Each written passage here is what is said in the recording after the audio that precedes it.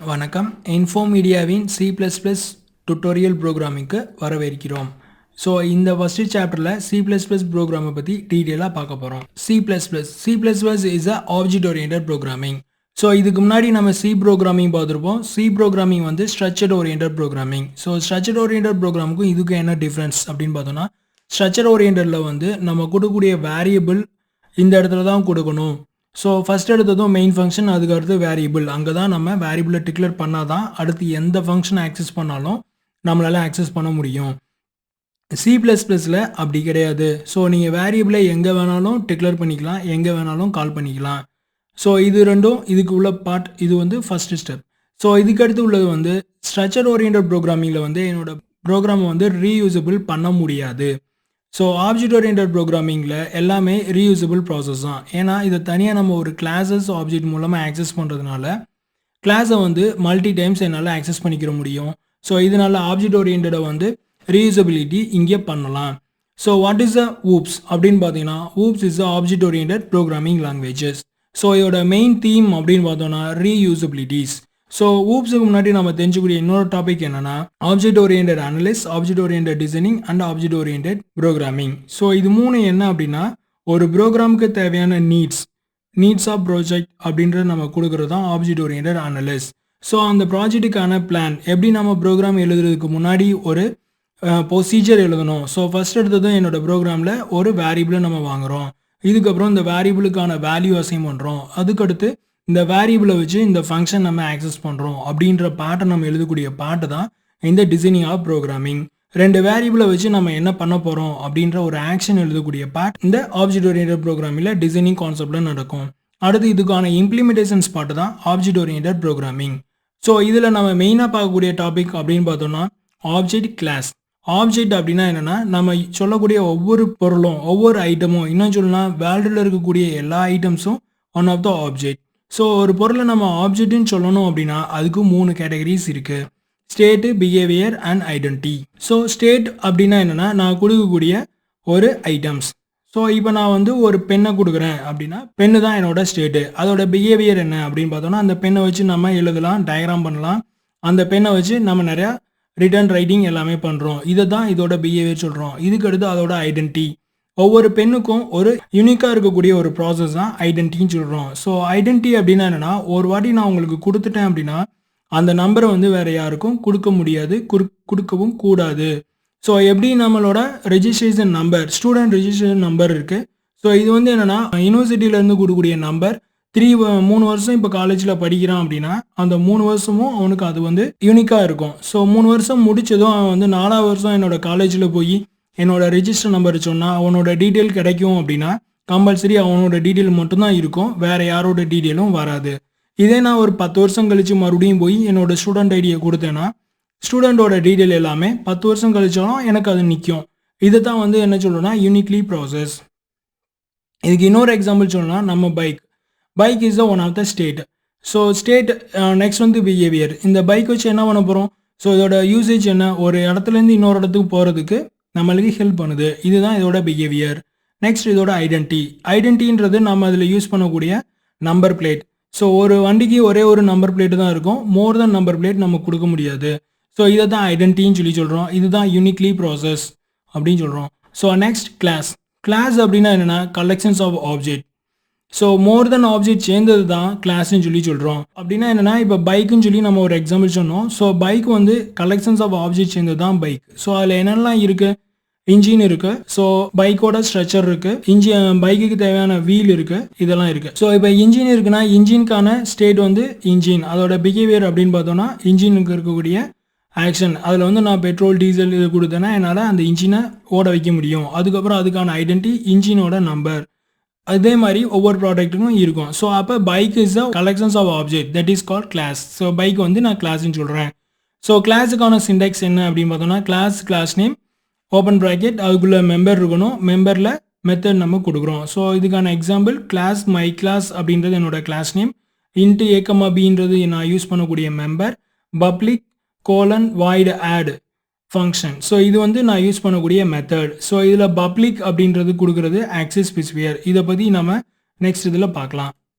So next சிக்கும் C++க்கும் என்ன difference? So first C is a structured oriented programming. So C வந்து ஸ்ட்ரக்சர்டாக இருக்கும், இதை தான் நம்ம ஸ்ட்ரக்சர்ட் ப்ரோக்ராமிங் சொல்கிறோம்.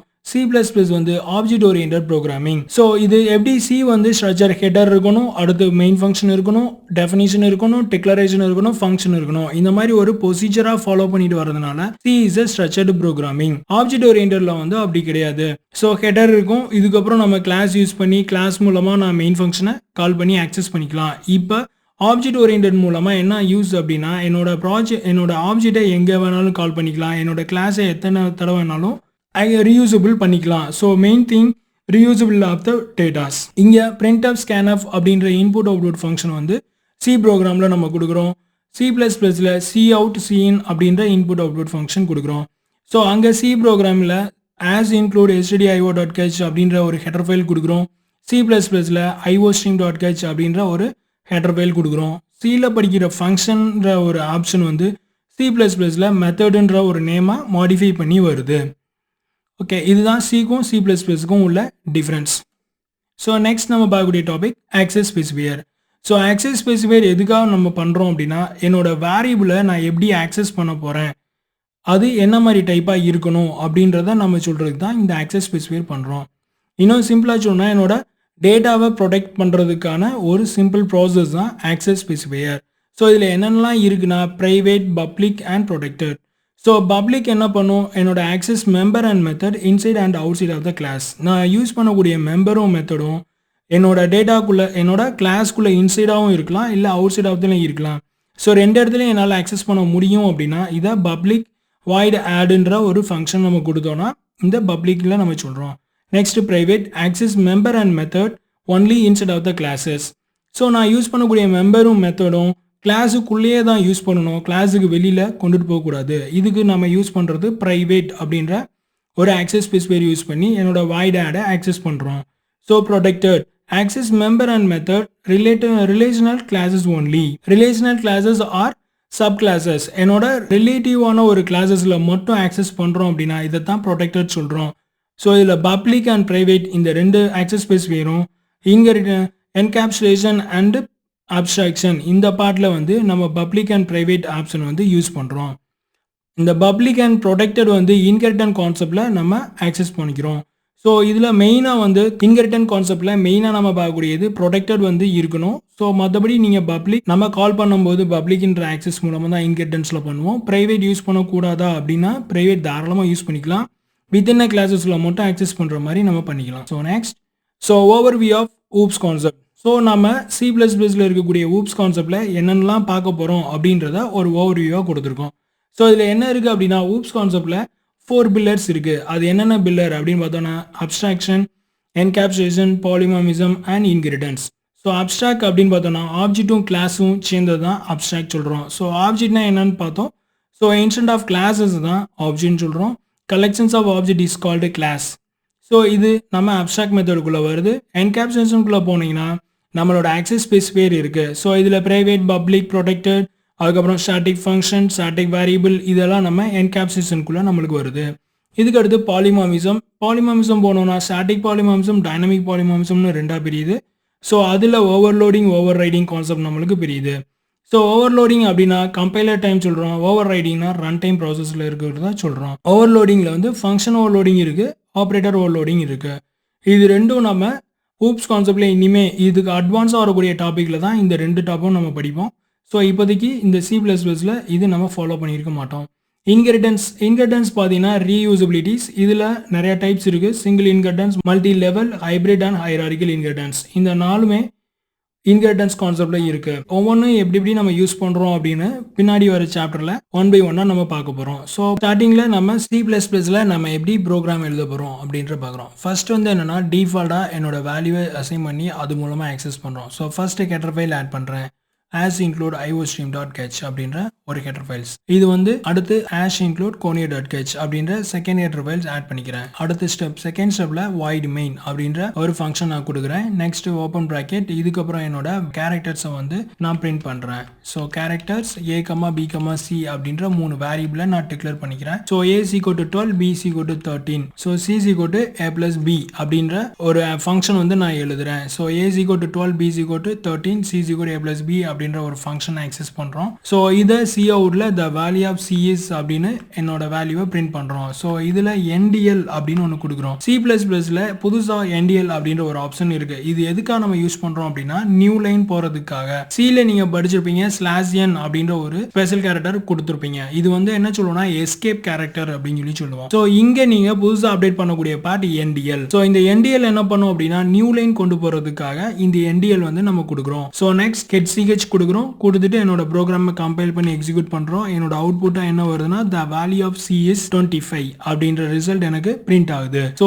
இது வந்து நம்ம பார்த்தது டிஃபால்ட்டாக என்னோட வேல்யூவை அங்கேயே பிரிண்ட் பண்ணிட்டு நான் ப்ராசஸ் பண்ண என்ன நடக்கும் அப்படின்றதுக்கான ப்ரோக்ராம்ஸ். ஸோ நெக்ஸ்ட் என்ன பண்றேன், ரன் டைம்ல என்னோட வேல்யூவை எப்படி கெட் பண்றது. மேல என்னோட as include iostream.h அப்படின்ற ஹெடர் ஃபைல் கொடுக்குறோம். இதுக்கப்புறம் conio.h அப்படின்ற ஒரு இன்னொரு ஹெடர் ஃபைல் கொடுக்குறேன். மெயின் ஃபங்க்ஷன் வரேன். உள்ள வந்ததும் கேரக்டர் a அப்படின்ற ஒரு வேரியபிளை டிக்ளேர் பண்றோம். இதுக்கப்புறம் coutல enter your name சொன்னதும் cin அப்படின்னா என்னன்னா என்னோட இன்புட் ஸ்டேட்மெண்ட், coutன்றது என்னோட அவுட்புட் ஸ்டேட்மெண்ட். அங்க printf scanf எப்படி யூஸ் பண்ணுமோ அதே மாதிரி printf வந்து அவுட்புட் ஸ்டேட்மெண்ட்டுக்காக கொடுக்குறோம். இங்க cout அப்படின்ற ஸ்டேட்மெண்ட் நம்ம அவுட்புட் ஸ்டேட்மெண்ட்டுக்காக கொடுக்குறோம். cன்றது இன்புட் ஸ்டேட்மெண்ட்டுக்காக நம்ம கொடுக்குறோம். ஸோ coutல இவர் நேம் இஸ் அப்படின்னு நான் வாங்கின நேமை பிரிண்ட் பண்ணுவோம். ஸோ பிளஸ் நெக்ஸ்ட் வந்து get ch கொடுத்துட்டு என்னோட ப்ரோக்ராம் எக்ஸிக்யூட் பண்றேன். ஸோ enter your name அப்படின்னு கொடுத்ததும் ராஜா அப்படின்றது என்னோட நேம். ஸோ இவர் நேம் இஸ் ராஜா இதை பிரிண்ட் பண்ணுது. ஸோ இதுதான் வந்து சிம்பிளா ஒரு C++ ப்ரோக்ராம்ல எப்படி நம்ம டிஃபால்ட்டா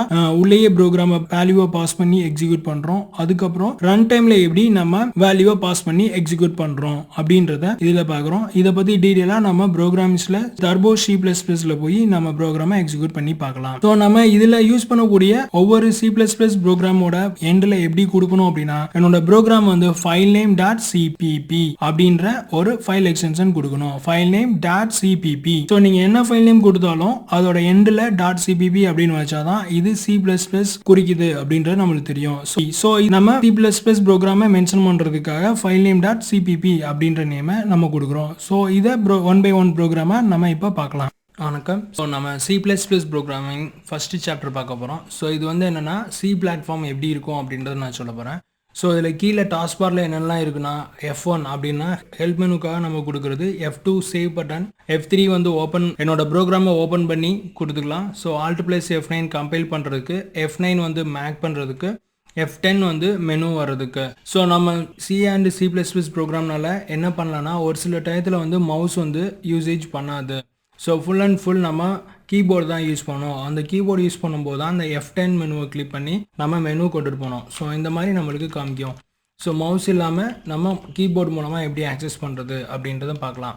இதுக்கடுத்து நம்ம ஃபைல் மெனு போகிறோம். ஃபைல் மெனு கிளிக் பண்ணிங்கன்னா அதில் என்னென்னலாம் ஆப்ஷன் இருக்குது அப்படின்னா new, open, save, save as, save all, change directory, print, DOS shell and quit. So Alt+X அப்படின்றது என்னோட ப்ரோக்ராமை க்ளோஸ் பண்ணுறதுக்காக ஃபாலோ பண்ணுறோம். சேவ் பண்ணுறதுக்கு F2 அப்படின்ற ஷார்ட்கட் கீ இருக்குது. ஓப்பன் பண்ணுறதுக்கு F3 அப்படின்ற ஷார்ட்கட் கீ இருக்குது.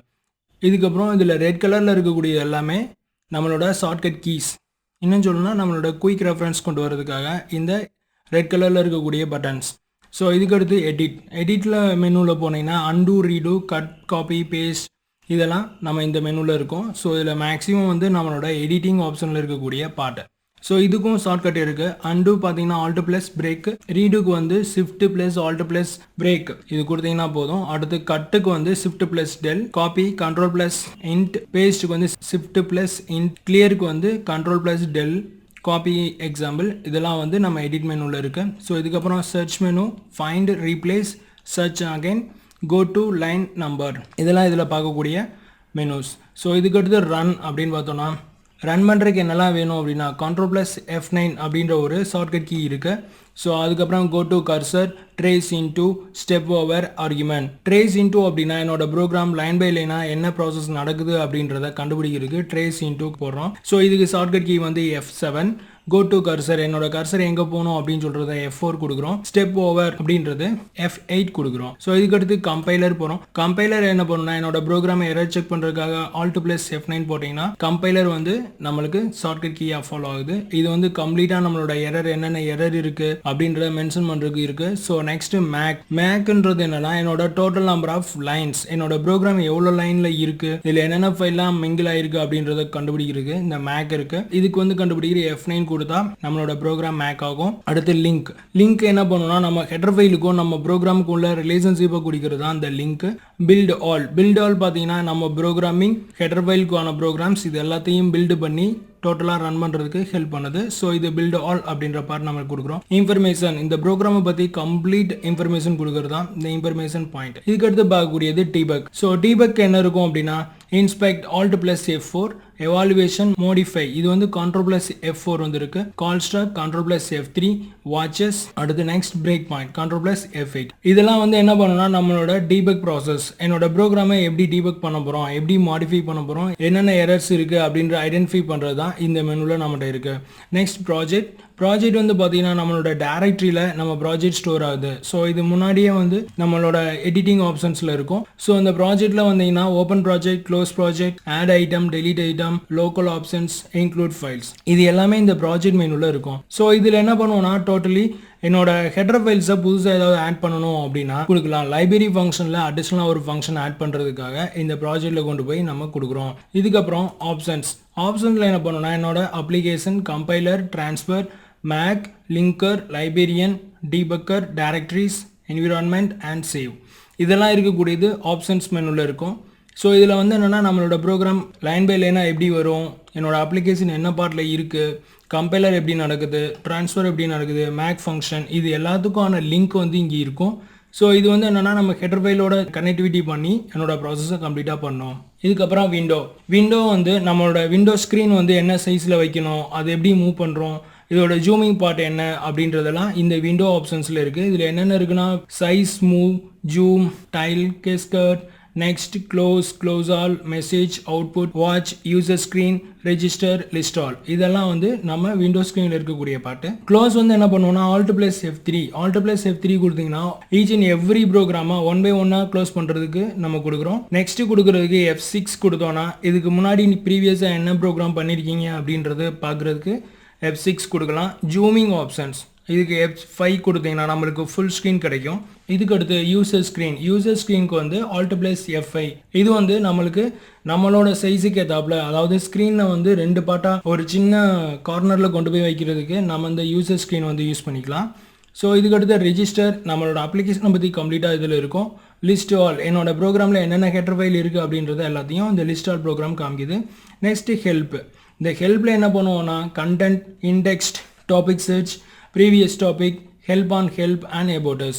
ஸோ about usல நம்ம அப்ளிகேஷனை பற்றி கம்ப்ளீட் டீட்டெயில்ஸ் என்ன வெர்ஷன் என்ன இருக்குது அப்படின்ற about us பார்ட் இருக்கும். கண்டென்ட்டில் வந்து என்னோட கண்டென்ட் ஏரியா என்ன சைஸில் இருக்குது இதில் என்ன பண்ணியிருக்கோம் அப்படின்ற வரும். இண்டெக்ஸில் வந்து என்னோட ப்ரோக்ராமோட நேம் படி என்னோட வேல்யூ A to Z வரையும் இண்டெக்ஸ் பண்ணி லைன் பண்ணி அரேஞ்ச்மெண்ட் பண்ணி வச்சிருப்பாங்க. ஸோ இதை நம்ம இண்டெக்ஸ்னு சொல்கிறோம். Shift + F1 கொடுத்தோம்னா நம்ம இண்டெக்ஸ் வேல்யூ ஓப்பன் ஆகும். டாபிக் சர்ச் Ctrl + F1 கொடுத்தோம்னா நம்ம என்ன டாபிக் வேணுமோ அதுக்கேற்றாப்புல நம்ம சர்ச் பண்ணி எடுத்துக்கலாம். ப்ரீவியஸ் டாபிக்ஸ் அப்படின்னா கடைசியாக நம்ம முடிச்ச அந்த டாபிக் எடுத்து நம்ம பார்த்துக்கலாம். ஸோ இதுக்கு Alt + F1 கொடுக்குறோம். அடுத்து ஹெல்ப் இந்த ப்ரோக்ராம் எக்ஸிக்யூட் பண்ணுறதுக்கு எனக்கு ஏதாவது ஹெல்ப் வேணும் அப்படின்னா இந்த ஹெல்ப் கொடுத்தீங்கன்னா ஒவ்வொரு ப்ராசஸும் எப்படி பண்ணணும் அப்படின்ற ஒரு ப்ரொசீஜர் வந்து நம்மளுக்கு காமிக்கும். இதுதான் வந்து C++ அப்ளிகேஷனோட யூஸ் பண்ணக்கூடிய மெனுஸ். ஸோ இதுக்குள்ள உள்ள வந்துட்டோம் அப்படின்னா என்ன இருக்குன்னா கீழே வந்து என்னோட லைன்ஸ் என்ன லைன்ல இருக்கும் எத்தனாவது காலத்தில் இருக்கும் அப்படின்றது நம்மளுக்கு மென்ஷன் ஆகும். இந்த ஸ்க்ரீன் வந்து ஃபுல்லாக நம்மளுக்கு எப்படி இருக்கும்னா கிரிட் வியூவாக இருக்கும். கிரிட் வியூனா என்னன்னா ரோஸ் அண்ட் காலமாக நம்மகிட்ட இருக்கும். ஸோ அந்த ரோஸ் அண்ட் காலத்தில்